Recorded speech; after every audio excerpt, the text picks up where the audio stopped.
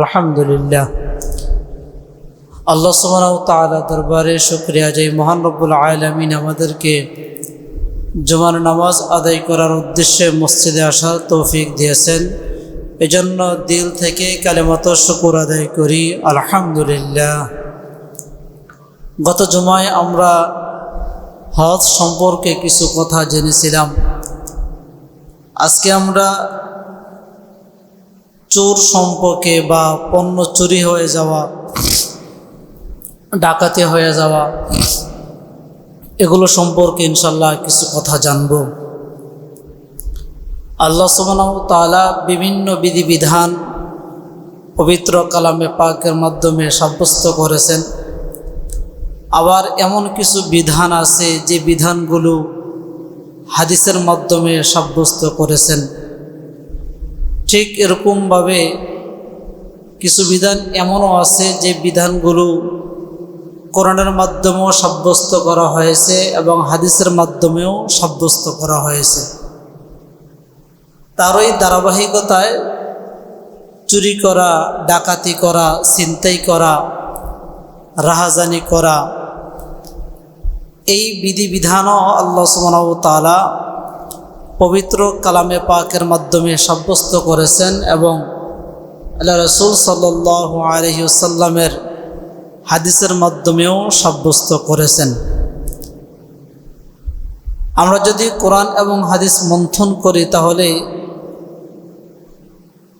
চুরি বা পণ্যর বিষয়ে স্পষ্ট অনেক প্রমাণাদি কোরআন এবং হাদিসের মধ্যে পেয়ে যাই।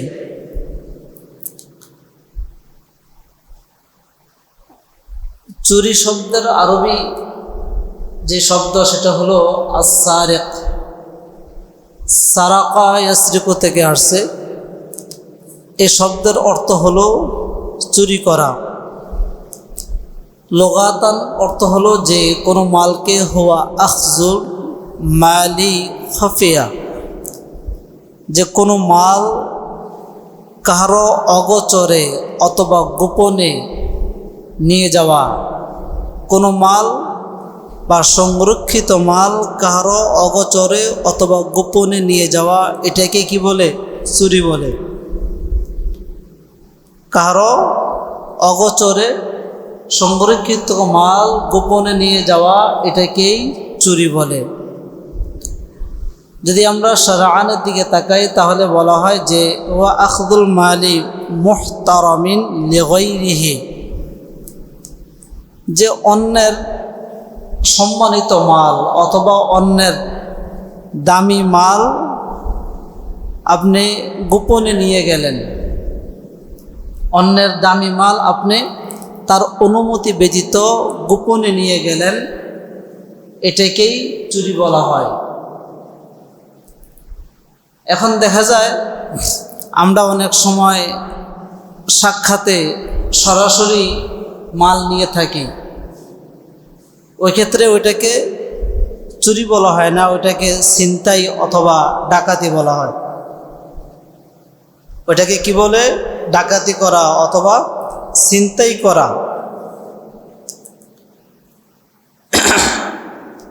তো বলা হয় মিন হিজিম মিসলিহি, সংরক্ষিত মাল। এখন আপনি আপনার সম্পদ রাস্তায় রেখে দিলেন, রাস্তা থেকে কেউ নিয়ে গেল, এক্ষেত্রে এই ব্যক্তির বিধান হাত কর্তন করা এটা আসবে না শরীয়তে। কেন আসবে না? আপনি আপনার মালকে সংরক্ষণ করেন নাই। আপনার বাড়ি আছে, বাড়ির মধ্যে যে সম্পদ আছে সম্পদকে আপনি বাড়ির আঙ্গিনা রেখে দিলেন, আপনি ঘরে রাখেন নাই। এই মাল যদি কেউ চুরি করে তাহলে এক্ষেত্রে তার বিধান হাত কর্তন করা আসবে না, তাকে চোর সাব্যস্ত করা যাবে না। বা সে চুরি করলেও বিধানে তাকে হাত কর্তন করা, তাকে প্রহার করা, মারা, জেল জরিমানা করা, এটা হবে না। কখন হবে? যখন আপনি আপনার সম্পদটাকে আপনার কবজায় নিয়ে যাবেন। তার মানে আপনি আপনার সম্পদকে যখন আপনার বাড়ির ঘরের মধ্যে রেখে ঘর তালাবদ্ধ করে দিবেন বা ঘর লক করে দিবেন, তারপরও যদি কেহ ঘরের তালা ভেঙে বা কোনো না কোনো উপায়ে আপনার অগোচরে সে নিয়ে যায়, তাহলে এটাকে চুরি বলা হয়। ওই ক্ষেত্রে বিধান হলো তার হাত কর্তন করা। কোরআনের বিধান তার হাত কর্তন করা। আরেকটা বিষয় হলো যে মুহতারাম, আপনার সম্মানিত মাল। মাল আবার দুই ধরনের, একটা মাল হলো অসম্মানিত আর একটা মাল হলো সম্মানিত। একটা মাল হলো নাপাক আর একটা মাল হলো পবিত্র। যেমন দেখা যায় আপনার নাপাক মাল, অপবিত্র মাল, সেটা হলো কুকুর। আপনি 2 লক্ষ 3 লক্ষ 4 লক্ষ টাকা দিয়ে একটা কুকুর নিয়ে আসলেন। এ সময় আপনার কুকুরটা কেউ নিয়ে গেছে, যেভাবে হোক সে নিয়ে গেছে। এক্ষেত্রে আপনি তাকে চোর বলতে পারবেন না, অথবা আপনি তাকে যদিও ধরেন, তার হাত কর্তন করা বিধান তার উপরে নাই। বিড়াল আপনার নিয়ে গেছে, কারণ এটা তো নাপাক, কুকুর পুরোটাই নাপাক। এখন যদি কোনো এই মাদকের দোকানে হামলা করে বা চুরি করে নিয়ে যায়, যারা নাকি ইয়াবা বিক্রি করে তাদের দোকান থেকে চুরি করে নিয়ে যায়, যারা নাকি গাঁজা বিক্রি করে, ট্যাবলেট ক্যাপসুল বিক্রি করে, তাদের দোকান থেকে যদি কেউ চুরি করে নিয়ে যায় আর যদি ওই চোর ধরতেই পারে, এক্ষেত্রে কোরআনের বিধান হলো তাকে মারা যাবে না, তার হাত কর্তন করা যাবে না। কি কারণে যাবে না? যে ওই মালটা মুহতারাম, সম্মানিত না। ওই মালটা সম্মানিত না, এটা অপবিত্র মাল। এই মালের কোনো শরঈ বিধানে কোনো মূল্য নাই, কোনো কিছু নাই। হ্যাঁ, যে মালটা সম্মানিত, দেখা যায় ওই মালের 1 দিরহামের 1 দিনারের 4 ভাগের 1 ভাগ চুরি করলে তার হাত কর্তনের বিধান আছে। 1টা দিনারের 4 ভাগের 1 ভাগ চুরি করলে তার হাত কর্তন করার বিধান আছে। আর যদি অপবিত্র মাল, নাপাক মাল যদি আপনার কোটি কোটি টাকা নিয়ে যায়, আপনি যদি ধরতে পারেন, তার হাত কর্তন করা, জেল জরিমানা দেওয়া, ফাঁসি দেওয়া, এগুলো কোনো বিধান নাই কোরআনে। এজন্য বলা হয় যে শারআন পরিভাষা হলো যে এমন মাল, যে মাল আপনার গচ্ছিত আছে এবং এই মালটা আপনার সংরক্ষণে আছে, এই মালটা সম্মানিত মাল, দামি মাল। এই মাল যদি কোনো মানুষ চুরি করে, তখন তার বিধান হলো হাত কেটে দেওয়া, হাত কর্তন করা। আল্লাহ সুবহানাহু ওয়া তাআলা পবিত্র কালামে পাকের মধ্যে বলেন, ওয়াস-সারিকু ওয়াস-সারিকাতু ফাকতাউ আইদিয়াহুমা। এখন চোরের ক্ষেত্রে মহিলাও চুরি করতে পারে, পুরুষও চুরি করতে পারে। মহিলা চোরও আছে, পুরুষ চোরও আছে। শুধু যে পুরুষ চুরি করে বিষয়টা এরকম না, মহিলারাও কি করে? চুরি করে। এজন্য আল্লাহ সুবহানাহু ওয়া তাআলা উভয়ের ক্ষেত্রে বলছেন, ওয়াস-সারিকু পুরুষ চোর, ওয়াস-সারিকাতু মহিলা চোর। চুরি যদি মহিলাও করে অথবা চুরি পুরুষও করে, ফাকতাউ আইদিয়াহুমা, তোমরা তাদের উভয়ের হাত কর্তন করে দাও, হাত কেটে দাও। জাযাআম বিমা কাসাবা নাকালাম মিনাল্লাহ, আল্লাহ তাআলার পক্ষ থেকে তাদের অর্জিত ফসল এবং কামাই এবং প্রতিদান হলো তাদের হাতকে কেটে দেওয়া। কার হাত? চোরের হাত। যে চুরি করবে তার হাত কেটে দেওয়া, এটাই বিধান রবের পক্ষ থেকে। এখন তো রাষ্ট্রীয় আইন নাই, বা রাষ্ট্রীয় যে আইন আছে ওইটা কোরআনের আইন নাই, এজন্য দেখা যায় অনেক সময় বিধান পালন হয় না। সৌদি আরব আগে এক সময় ছিল, খুব এরকম কঠোর আইন ছিল, এখনও আছে, খুব কম। হ্যাঁ, আপনার যদি বহির্বিশ্বের কারো যদি অপরাধ করে, এখনও তাদের কোরআনের আইন আছে, পুঙ্খানুপুঙ্খানু আপনার বিচার করবে। আর যদি তাদের দেশের রাজকীয় বংশের কোনো অপরাধ চলে আসে তখন আপনার আইন হয় না, বিচার সাব্যস্ত হয় না, হালকা হয়ে যায়। তারপরেও দেখা যায় যারা নাকি এখনও কোরআনের সাথে সম্পর্কে আছে, মানে আইনের সাথে, ওই রাষ্ট্রে ওই দেশে, মানে আমাদের দেশে যেরকম সচরাচর চুরি হয় ওইখানে এরকম চুরি হয় না। এজন্য যারা হজ করতে যায় তারা দেখছে যে মদিনার মক্কার দোকানগুলো খোলা থাকে, দোকান খোলা অবস্থায় তারা মসজিদে যায়, হেরামে যায়, বিভিন্ন কাজে যায়, দোকান খোলা, কিন্তু তাদের দোকানে কোনো চুরি হয় না, নিরাপদ। কারণ একটা ভয় আছে, কোরআনের আইনের একটা ভয় আছে যে হ্যাঁ যদি আমাকে ধরতে পারে তাহলে আমার হাত কেটে দিবে, এটা ভয় আছে। এজন্য এই ভয়ে দোকান খোলা থাকা সত্ত্বেও চুরি হয় না। আর আমাদের দেশের নিয়ম হলো দোকান বন্ধ, তালা মারা আছে, তালা একটার জায়গায় ডাবল তালা আছে, তারপরেও তালা ভাঙবে, শাটার কাটবে, নিচে দিয়ে হিং করবে, তারপরে ভিতরে ঢুকবে, চুরি করবে। তাহলে রাষ্ট্রীয় আইন না থাকাতে, এই কোরআনের আইন না থাকাতে এই পরিবর্তন। যদি কোরআনের আইন কায়েম থাকতো তাহলে দেখা যায় চুরি হইতো না। আর যদি কোরআনের আইন এখন না থাকার কারণে ঘরে ঘরে চুরি হয়, দিনের বেলা চুরি হয়। গতকাল কত চুরি হয়েছে, 16 নম্বর দিনের বেলা মানুষ ঘুমিয়ে আছে, ঘুমে রেখে মাথার সামনে থেকে মানিব্যাগ মোবাইল নিয়ে গেছে বাসা থেকে দিনে। এখন কি পরিমাণ সাহস বেড়ে গেছে। যদি ধরে হাত কর্তন করে দেওয়া হইতো জীবনও চুরি করতো না।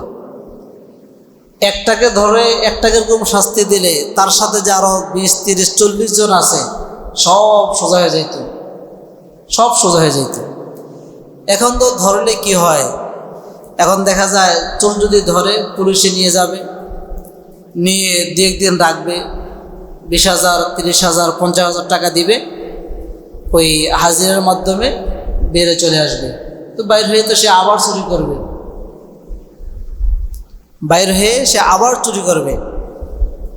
যেমন আপনার এই চট্টগ্রাম পোর্টের কথা, সে প্রতি মাসে হাজিরা দিতে আসে, এটা মিডিয়া আসছে কথাটা, প্রতি মাসে সে হাজিরা দেওয়ার জন্য আসে, আর হাজিরা দেয় এই চুরির মামলায়। সে চুরি করছে, এজন্য তার নামে মামলা হয়েছে। এখন সে প্রতি মাসে মাসে সে কি করে হাজিরা দেয়। 2 বছর সে হাজিরা দিছে, 2 বছরের মধ্যে সে 23টা না 24টা মোটরসাইকেল সে হাজিরা দিয়ে যাওয়ার সময় নিয়ে গেছে চুরি করে। এটা মিডিয়া আসছে, এটা পত্রপত্রিকাও আসছে। এখন এই লোক চুরির মামলায় হাজিরা দিতে আসছে করে, কিন্তু যখনই হাজিরা দিতে আসে তখনই একটা মোটরসাইকেল এখান থেকে নিয়ে যায়। কারণ ওইখানে তো অনেক মোটরসাইকেল আছে, এজন্য কার মোটরসাইকেল কখন নিয়ে যায় কোনো খবর নাই। যখনই আসে তখনই সে একটা মোটরসাইকেল নিয়ে যায়। 24 বার না 25 বারের মাথায় গিয়ে তাকে ধরছে হাতে নাতে, ধরে আবার গ্রেফতার করছে। তখন তার থেকে জবানবন্দি নিছে, তখন বলছে যে কি ঘটনা, তখন সে বলছে হ্যাঁ এই ঘটনা আমি নিয়ে গেছি। তো এখন যে কথাটা বলতেছিলাম, যদি বিধানটা কোরআনের থাকতো যে প্রথম সে ধরা খাইছে একটা হাত কেটে দাও, দ্বিতীয়বার ধরা খাইছে একটা পা কেটে দাও, তৃতীয়বার ধরা খাইছে আরেকটা হাত কেটে দাও, যদি এই নিয়মটা থাকতো তাহলে দেখা যায় হয়তো একটা হাত সর্বোচ্চ আরেকটা পা যাইতো, তারপরে সে চুরি করতে পারতো জীবনও না। সে তো মোটরসাইকেলের গিয়ার ধরতে পারতো না, ওই ক্লাস ঠিক মতন ধরতে পারতো না, গিয়ার ফালাইতে পারতো না, সে চুরি করবে কিভাবে। এখন কোরআনের আইন না থাকাতে সে চুরির জন্য হাজিরা দেয়, তারপর সে এখান থেকে চুরি করে নিয়ে যায়। এজন্য রাষ্ট্রীয় আইন কোরআন থাকলে এটা মানুষের সহজ, মুসলমানের সহজ, অনেক কিছু সহজ, কিন্তু আমরা বুঝি না। আমরা বুঝি ঠিক, আমরা অনেক ভালো বুঝি। কোনটা বুঝি? যে যদি রাষ্ট্রীয় আইন হয় আমি চুরি করতে পারবো না, ওইটা আমরা ভালো বুঝি। যেমন দেখা যায় আমরা এই যে রাস্তাঘাটে মোবাইল চোর, মানিব্যাগ চোর, বিভিন্ন কিছু চুরি করে, ওরা তো দেখা যায় 5,000, 10,000, 15,000, 20,000, 50,000 বা 1 লক্ষ 2 লক্ষ টাকার সম্পদ চুরি করে। আর যারা সারা বছর লেখাপড়া করে, ট্রাই লাগায়, প্যান্ট পরে, ক্যাপ মাথার দেয়, পারফিউম ব্যবহার করে, একদম অফিসিয়াল কোট ব্যবহার করে অফিসের চেয়ারে বসে, সবার সামনে আসতে করে এক সিগনেচার দিয়ে 5 কোটি টাকা নাই জায়গা। ওরা জানে না বিধান? জানে। ওরা জানে যে যদি রাষ্ট্রীয় আইন যদি কোরআনে হয়, কোরআন যদি রাষ্ট্রীয় আইন চলে আসে, তাহলে আমি এক সিগনেচারে 5 কোটি টাকা নিতে পারবো না। এই জন্য এই আইন বাস্তবায়ন করা যাবে না। এজন্য আমরা বড় বড়গুলো খাবো। যারা নাকি সমাজের অসচেতন মানুষ আছে, তারা ছোট ছোট ডিম চুরি, ডাব চুরি, নারকেল চুরি, মোবাইল চুরি, মানিব্যাগ চুরি, এই চুরি সেই চুরি করে তারা জীবনযাপন করবে। বড় চোর তো শিক্ষিত। যারা নাকি বড় বড় চোর, তারা তো শিক্ষিত, তারা তো চোর না, এরা তো ডাকাত। চুরিতে বলা হয় আখফা, গোপনে যে নিয়ে যায়। আর রাষ্ট্রের উপরে যারা আছে, যারা শিক্ষিত, বিভিন্ন মন্ত্রণালয়গুলোর মধ্যে আছে, বিদ্যুৎ, গ্যাস, পানি, পরে সরকারি যে বাজেটগুলো বিভিন্ন জায়গায় যে বসে আছে, সবাই তো চুরি করে। কেউ খাম্বা চুরি করে, কেউ আগুন চুরি করে, কেউ রড চুরি করে, কেউ সিমেন্ট চুরি করে। সবাই চুরি করে না? সবাই চুরি করে। ওরা তো ডাকাতি করে, ওরা চুরি করে না, ওরা তো গোপনে করে না, ওরা প্রকাশ্য করে। 20 কোটি টাকা বাজার, 10 কোটি হের পকেটে আর 10 কোটি জনগণের কল্যাণে, তাহলে সে প্রকাশ্য করলো না? এটা তো ডাকাতি করলো। ডাকাতের বিধান তো আরো কঠিন। কোরআনের মধ্যে আসছে শুধুমাত্র চোরের বিধান। সে যদি চুরি করে আর যদি এই পরিমাণ পাও, তাহলে একটা হাত কেটে দাও। আর যদি ডাকাতি করে, তার বিধান তো আরো কঠিন।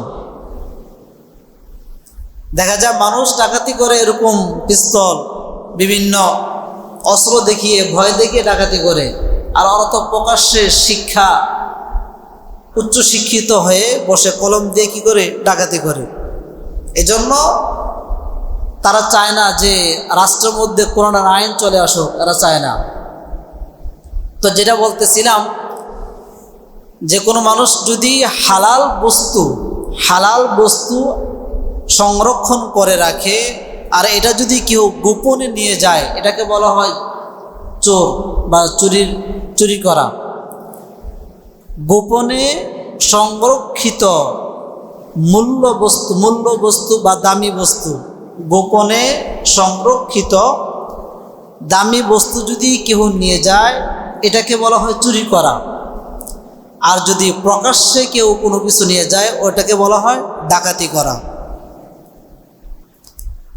আল্লাহ তাআলা বলেন যে তাদের বিধান হলো ফাকতাউ আইদিয়াহুমা জাযাআম বিমা কাসাবা নাকালাম মিনাল্লাহ। তাদের বিধান হলো উভয় হাত কেটে দাও। হাত কেটে দিলে তখন চুরি বন্ধ হয়ে যাবে। আল্লাহ রাসূল সাল্লাল্লাহু আলাইহি সাল্লাম হাদিসের মধ্যে ইরশাদ করতেছেন যে কি পরিমাণ চুরি করলে আপনার হাত কাটবেন, কি পরিমাণ। একটা হাদিসের মধ্যে আছে, বুখারীর riwayat, বলা হয় কাতাআন নবী সাল্লাল্লাহু আলাইহি ওয়াসাল্লাম ফি মিজান্নিন সামানুহু সালাসাতু দারাহিমা। হাদিসের মধ্যে আছে আমাদের নবী নিজে চোরের হাত কাটছেন, নিজে। কাতাআন নবী, রাসূল নিজেই চোরের হাত কাটছেন। মানে আগে রাসূল এটা প্রমাণ করছেন, হাত কেটে বিচার করছেন, বিচারের সিদ্ধান্ত দিয়েছেন, সিদ্ধান্ত অনুযায়ী ফায়সালা করছেন, তারপরে হাদিস আসছে আমাদের নিকটে দিছেন। তাহলে সর্বপ্রথম রাসূল কি করছেন? নিজেই হাত কাটছেন। বলা হয় যে মিজান্নিন সামানুহু সালাসাতু দারাহিম। আল্লাহ রাসূল সাল্লাল্লাহু আলাইহি ওয়াসাল্লাম যে 3 দিরহাম পরিমাণ, এতটুকু যদি কেউ চুরি করে তার হাত কেটে দাও, এটা বলেছেন। এবং রাসূল 3 দিরহাম চুরি করার কারণে রাসূল নিজেই হাত কাটছেন। আরেক হাদিসের মধ্যে আছে রাসূল সাল্লাল্লাহু আলাইহি সাল্লাম বলেন, এটা বুখারীর riwayat, যে তুকতাউ ইয়াদুস সারিকি ফি রুবুইন দিনার। আল্লাহর হাবিব সাল্লাল্লাহু আলাইহি সাল্লাম বলেন যে একটা দিনারের 4 ভাগের 1 ভাগ, একটা দিনারের 4 ভাগের 1 ভাগ যদি কেউ চুরি করে তাহলে তার হাত কেটে দাও। এখন তো মোবাইল চুরি করে, কত দামি দামি সম্পদ চুরি করে, হাত কাটার বিধান আছে? নাই। বিধান নাই দেখে তো চোর চুরি করে, জায়গায় জায়গায় চুরি হয় না, বিধান নাই দেখি তো জায়গায় জায়গায় চুরি হয়। আরো আশ্চর্য হবেন, এক হাদিসের মধ্যে আছে যে লানাল্লাহু সারিক, আল্লাহ রাসূল সাল্লাল্লাহু আলাইহি সাল্লাম বলেন ইয়াসরিকুল বাইদা, কোন মানুষ যদি ডিম চুরি করে, ডিম চুরি, যদি কেউ ডিম চুরি করে তাহলে ফাতুকতাউ ইয়াদাহু, তার হাতকে তোমরা কেটে দাও। একটা ডিমের দাম কত? 12 টাকা। তার মানে দোকান থেকে যদি ডিম চুরি করে নিয়ে যায় তারপর তার হাত কি করো? কেটে দাও। হাদিসের মধ্যে আছে, বুখারীর riwayat, বুখারী 6783 নম্বর হাদিস। রাসূল বলেন যে ডিম চুরি করলেও তার হাত তোমরা কেটে দাও। এই হাদিসের মধ্যে শেষে আছে, যদি কোনো ব্যক্তি ইয়াসরিকুল হাবলা ফাতুকতাউ ইয়াদাহু, কোনো ব্যক্তি যদি রশি চুরি করে, রশি যদি কোনো ব্যক্তি চুরি করে তারপর তার হাত কেটে দাও। রশির দাম ডিম থেকে বেশি না কম? আরো কম। এখন গরু চুরি করে নিয়ে যায়, গরুর রশি তো দূরের কথা, যে রশি দিয়ে গরু বাঁধে ওই গরু চুরি করে নিয়ে যায়। আল্লাহ রাসূল সাল্লাল্লাহু আলাইহি সাল্লাম বলেন, যদি কোনো মানুষ রশি চুরি করে আর যদি তাকে তোমরা ধরতে পারো তাহলে তার হাত কেটে দাও। ডিম চুরি করে ধরতে পারো, হাত কেটে দাও। দিনার দিরহাম চুরি করে ধরতে পারো, হাত কেটে দাও।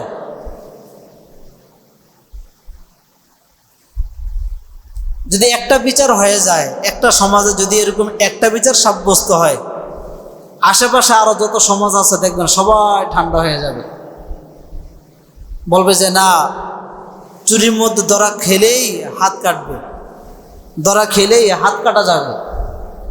যেমন কয়েকদিন আগে চোর এখানে যারা চুরি করছে তাদেরকে ধরছে, ধরার পরে জেলে গেছে, আসামি 4 জন না 5 জন ধরছে, জেলে গেছে, 45,000 টাকা দিছে, এখন তারা বাইরে চলে আসছে। 3 দিন ছিল। আল্লাহ রাসূল সাল্লাল্লাহু আলাইহি সাল্লাম বলেন, যদি এই পদ্ধতিতে তোমরা বিচার সাব্যস্ত করো বা বিচার করো তাহলে একটা মানুষ চোর হয়ে জেলে প্রবেশ করবে, ওইখান থেকে ডাকাত হয়ে বাইর হবে। যেই ব্যক্তিটা 2 দিন 3 দিন জেলে ছিল, তার একটা ভয় ছিল, সেই ভয় ভেঙে গেছে। এখন জেল সম্পর্কে তার ধারণা হয়ে গেছে যে জেলে কি হয়, তার একটা ধারণা হয়ে গেছে। যখন সে 2 থেকে 3 বার এরকম জেলে আপডাউন করবে তখন জেলের ভয় তার থাকবে না। আর রাষ্ট্রদের এরকম আইন নাই যে চুরি করলে ফাঁসি, এই আইন তো নাই, তার মানে তার মরণেরও কোনো ভয় নাই। তো যখন মরণের ভয় নাই, জেলে ওই পরিমাণ শাস্তি নাই, 10,000 টাকা দিলে সে বাইরে চলে আসতে পারতেছে, 20,000 দিলে বাইরে চলে আসতে পারতেছে, 3,000 টাকা দিয়ে ছেড়ে দিছে। তো 3,000 দিয়ে যদি সে বাইরে চলে আসে তাহলে এই ব্যক্তি প্রতিদিন চুরি করলে সমস্যা কি? এই জন্য রাষ্ট্রীয় আইন যদি কোরআন চলে আসে তাহলে দেখা যাবে ধরবে, কেসাস, কাতাবনা আলাইহিম ফিহা আন্নান নাফস বিন নাফসি ওয়াল আইনা বিল আইনি ওয়াল আনফা বিল আনফি ওয়াল উযুনা বিল উযুনি ওয়াস সিন্না বিস সিন্নি ওয়াল জুরুহা কিসাস। যে বদলার পরিবর্তে বদলা, তুমি এটা করছো তো, হ্যাঁ তোমার হাত কেটে দাও, ওইটা করছো তো, হ্যাঁ তোমার হাত কেটে দাও, কেসাস। যখন এরকমভাবে এক শুক্রবার বাইতুল মুকাররমের মসজিদে রাষ্ট্রীয়ভাবে সবাই একসাথে হয়ে বিভিন্ন মিডিয়া, পত্র পত্রিকা, ফেসবুক যা আছে সব কিছু একসাথে করে যদি একটা বিচার সাব্যস্ত করে, দেখবেন দেশ ঠান্ডা হয়ে গেছে, চোর জীবনও হবে না। এখন মূল সমস্যা কোথায়? মূল সমস্যা যারা নাকি রাষ্ট্রীয়ভাবে আপনার বিচার করবে তারাই তো ডাকাত, ওইটা হলো মূল সমস্যা। যারা রাষ্ট্রীয়ভাবে বিচার করবে তারাই কি ডাকাত। আমি এক প্রশাসনের সাথে কথা বলছি যে ভাই ওই জায়গায় তো এরকম সমস্যা আছে, একটু যান না, এখানে সমস্যা আছে। কি সমস্যা? এই সমস্যা আছে, এখানে নেশাদ্রব্য জিনিস সেবন করে মানুষ একে দিক দিয়ে হাঁটতে পারে না, একটু যান। সে বলে আমাদের অফিসার, উপরস্থ অফিসার যারা আছে তারাও জানে, এরাও যায় না, আমাদেরও যাওয়া সম্ভব না। তার মানে কোথায় কি হয় প্রশাসন ভালো করে জানে, কিন্তু প্রশাসন যায় না, ওই উপরের লোক আছে। এখন যে ভালো হয়ে গেছে এরকম না, এখনো আছে, এখনো চলতেছে, ভালো নাই। এজন্য যখন নাকি আপনার বিচার চলে আসবে হাত কাটার, তখন সব ঠান্ডা হয়ে যাবে। আল্লাহ রাসূল সাল্লাল্লাহু আলাইহি সাল্লামের জমানায় একটা বিচার, একবার চুরি হয়েছে। এখন নবীজের কাছে বিচার গেছে, ইয়া রাসূলুল্লাহ এই সম্পদ চুরি হয়েছে, এখন কি করা যায়? বিচার চলে গেছে। রাসূল বিচারের সময় দিছে যে এই সময় যদি আসো তাহলে আমি বিচার করে দেব, একটা টাইম দিছে। এখন ঘটনাক্রমে দেখা যায় যে যে চুরি করছে সে হলো বনু মখজুমের লোক, মানে রাসূলের খুব কাছের পরিচিত লোক, কুরাইশ বংশের। এখন যদি তার বিচার করা হয়, হাত যদি কেটে দেওয়া হয়, তাহলে বনু মখজুম গোত্রে যারা আছে তাদের মান সম্মান বা কুরাইশ বংশের একটা মান সম্মান মানহানি। তৎকালীন সময়ে কাফের যারা ছিল তারা টাকা পয়সা অস্ত্র এগুলোর মূল্য দিত না, কিন্তু সম্মানের মূল্য দিত। তৎকালীন সময় কাফের ইহুদি নাসারা যারা ছিল তাদের মধ্যে সবচেয়ে দামি সম্পদ ছিল সম্মান, ইজ্জত। টাকা পয়সার কোনো মূল্য ছিল না। এখন তো দেখা যায় আমাদের দেশে জুতা দিয়ে মারলেও তারপর আমি মানে নির্বাচন করি, এমপি মন্ত্রী নির্বাচন করি,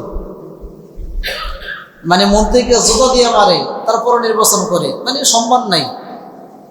এমপিকে জুতা দিয়ে মারে তারপর নির্বাচন করে, চেয়ারম্যানকে উলঙ্গ করে মারে তারপরও নির্বাচনে দাঁড়ায়, মানে সম্মান নাই। তো যেটা বলতেছিলাম, তৎকালীন সময়ে তাদের মধ্যে সম্মানের আসন এটা ধরে রাখত, টাকা পয়সার মূল্য ছিল না।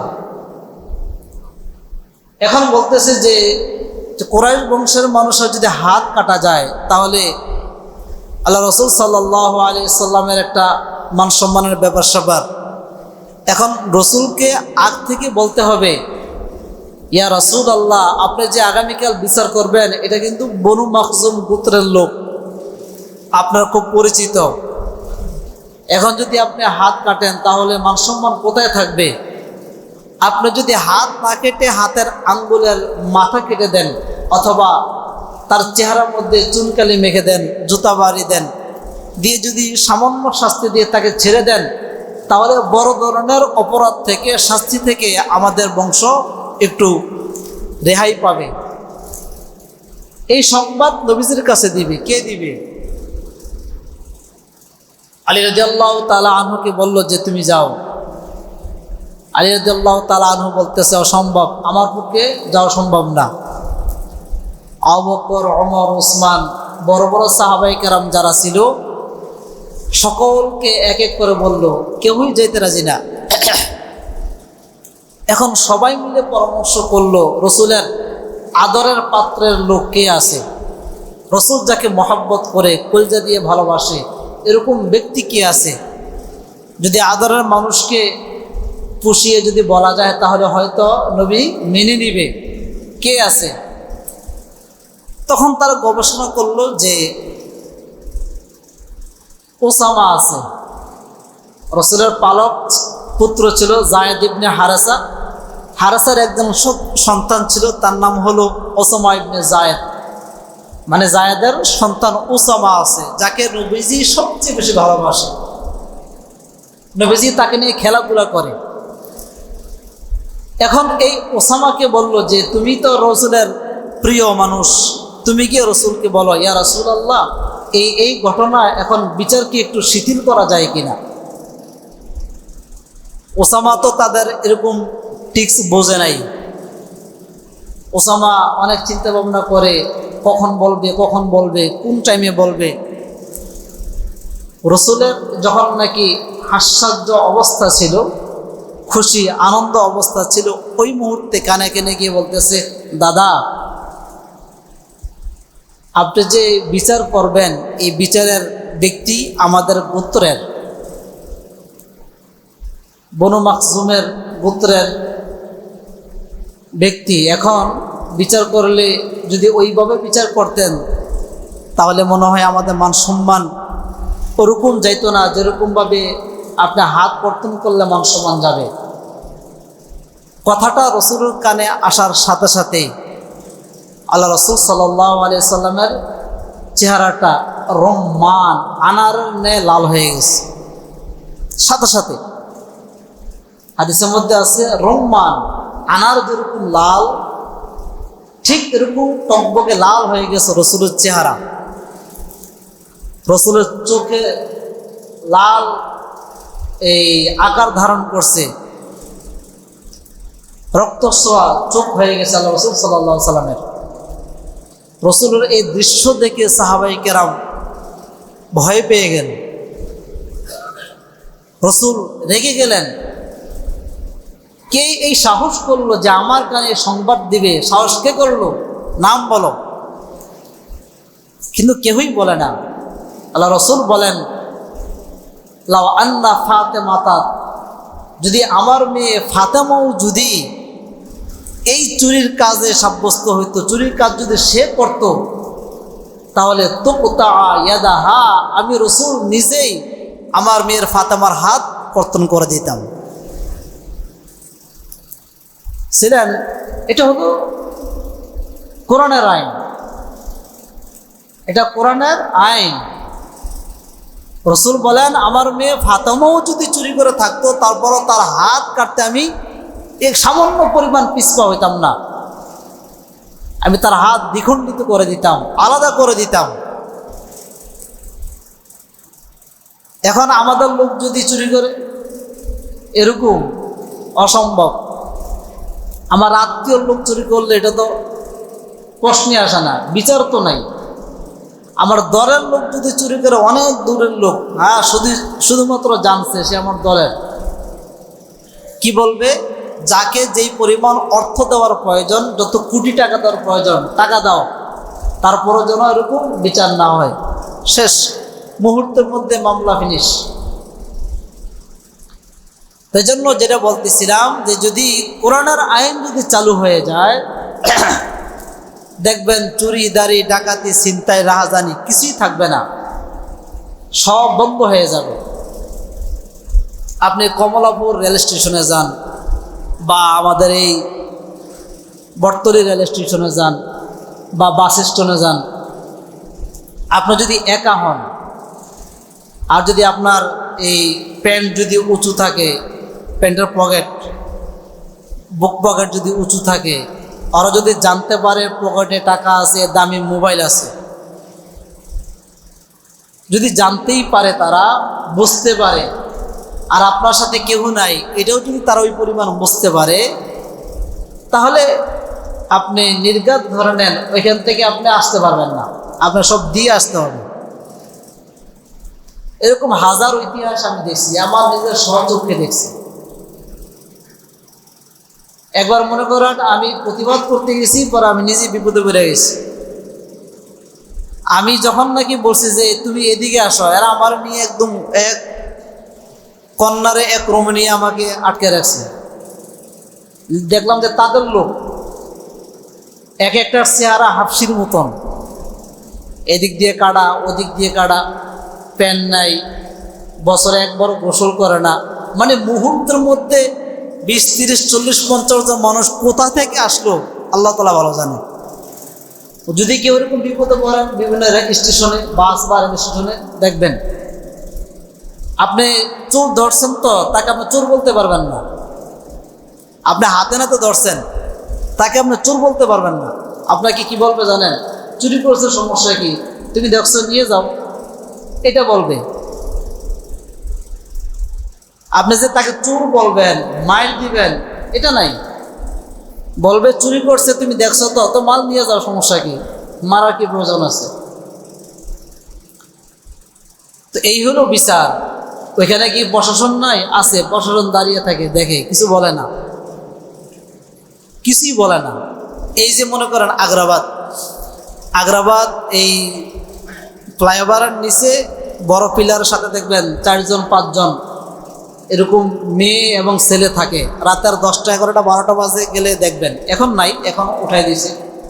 এই ফ্লাইওভারের উপরে যে বিটটা, এই বিটের নিচে বালু আছে, বালি, পুরোটা তো বালি। বালির নিচে এরকম ছোট ছোট ছুরি আছে, ছোট ছোট ছুরি, এরকম ছুরি আছে, স্ক্রু ড্রাইভার আছে, রেঞ্চ আছে, করাত আছে। এখানে 5-7টা মেয়ে ছেলে এখানে এই রাতভর থাকে। এখন আপনি আসতেছেন রাত 12টা 1টা বাজে, আপনি আসতেছেন, এই 5জন ব্যক্তি আপনাকে ধরলো, আপনি কি নাড়িয়ে আসতে পারবেন? জীবনও না। প্রশাসন তো এখানে ঘুমায় থাকবে, বা ওনার টহলে আছে, বা থাকলেও গাড়ি থেকে দেখে বলবে এই ছেড়ে দাও, এতটুকুই, নামবেও না, ধরবেও না।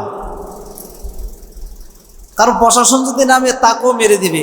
কিছুদিন আগে মারলো না ওই যে ফকিরহাট, এখন এই ফাঁড়িতে যে দায়িত্ব আছে, নামও ভুলে গেছি, মনে হয় নাজিম ভাই ওনার নাম।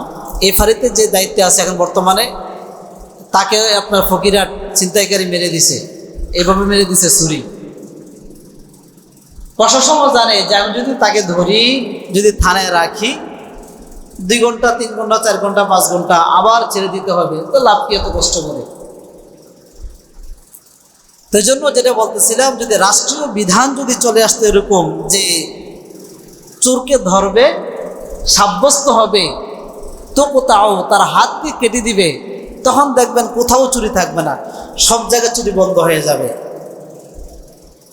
এজন্য আল্লাহ তাআলা বলেন, ওয়াস-সারিকু ওয়াস-সারিকাতু ফাকতাউ আইদিয়াহুমা জাযাআম বিমা কাসাবা নাকালাম মিনাল্লাহ আল্লাহু আজিজুন হাকীম।